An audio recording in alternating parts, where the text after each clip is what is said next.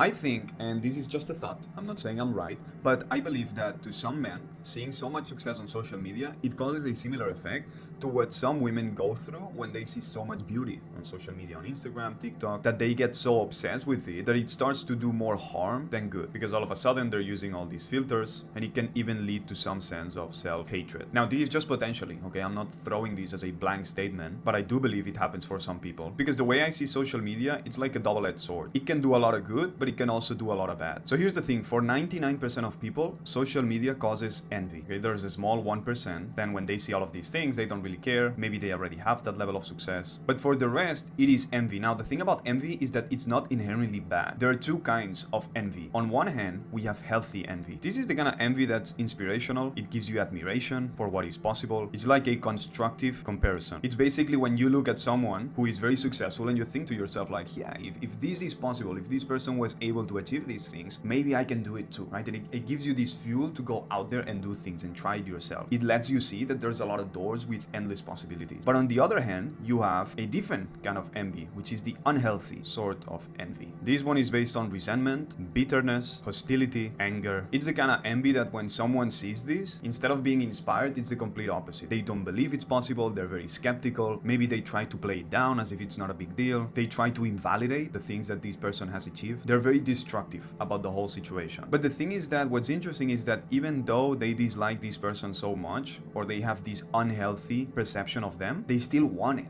right? They're still envious. So they become so obsessed with it that what they do is they try to imitate these guys, but because they don't have it, they just fake it. And sometimes even they go a little bit crazy. I'm sure you can think of a few influencers who've been caught in situations like this. And that's the issue. That this sort of envy that's unhealthy, that leads you to make all of these bad decisions, I would say it comes from a place of trauma, and especially of wanting to prove others wrong, right? So maybe in the past someone said a bad comment about them, that they were incapable, and now they just want to prove the world that no, I am indeed capable and I am better than you. Which is kind of interesting because this hatred that they have towards these influencers, the things that they hate about them, are probably the same traits that they have themselves that they hate on themselves. So they're just criticizing other people by behaving the same way that they would do if they were in that situation. Now, the thing is that the argument goes that regardless of what kind of envy it is, what this can give you is fuel. But honestly, I think it depends on your personality. Some people can gain fuel from this. I think some other people, they cannot. So for example, for me personally, when I'm the most productive is when I'm chill, when I'm not worried, when I'm not thinking about other people or anything else,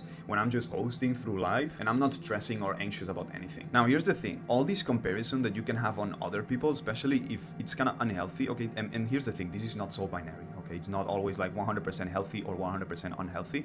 Sometimes in different areas you can have a little bit of both, so you can still admire this, but maybe it feels a little bit weird for you. But the thing is that all these arguments that you hear, like, oh yeah, this should fuel you to want even more, you should go even going faster, what are you doing, you're wasting your time, which is a lot of things that you hear online. I think the problem with that is that it puts you into an anxiety mode, which kind of makes you feel like time is running out, which is something that they literally say multiple times. But the problem with that is that how are you supposed to make long-term decisions if you feel like time is running out? Because sometimes the best things in life, they take a long time to build. Okay, if you're building a startup that hopefully someday you can sell for, I don't know, $100 million, you're not gonna do that in a week, in a month, or in a year. Very often, the best things in life, they take time. I mean, just look at this YouTube channel that I'm running. If I had this mindset of, no, I need to get results right now, I would not be doing this. This is a long-term play that's gonna take a long time to get positive things out of this. But if you're in this state, there's no way you can invest the time and be patient 6 months, 1 year, 2 years, 3 years. And I'm telling you this as a guy who comes from a background of fast results. The first ever business that I had, it just took me 8 months to achieve 100K a month. And that was my first business. I had never done any business before. The first business that I have, I am successful, 100K a month in 8 months. Then the next one that I had,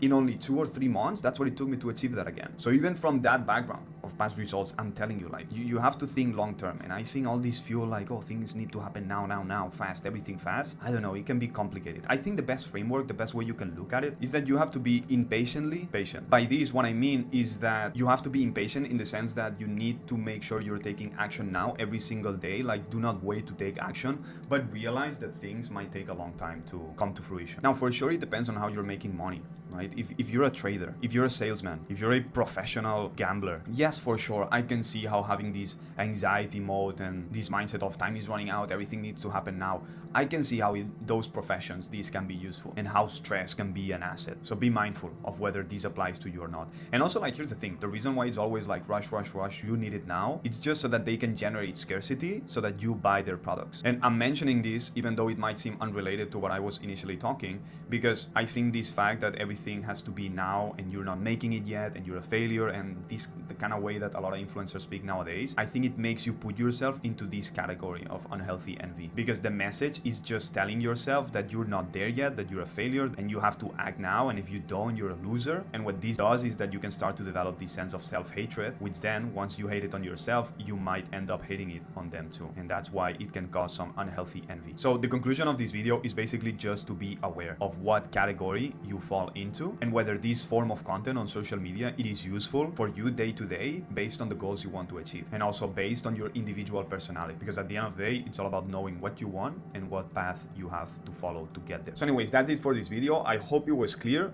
because sometimes I feel like I don't explain myself properly, especially with these things that are more philosophical, and they're kind of complex to explain sometimes because you have to go into these weird tangents and then you have to tie everything together. So I hope you got the main points that I was trying to convey and that somehow this was helpful. If you liked it, subscribe to the channel. If you haven't already, leave me a like, leave me a comment. Also follow me on Instagram and send me a DM. I would love to connect with the people who follow this channel, and if you like this kind of content, I would love to get to know you, know your background, all of that stuff. So do that. But for now, that's it, and hopefully I will see you on the next video. Take care. Peace.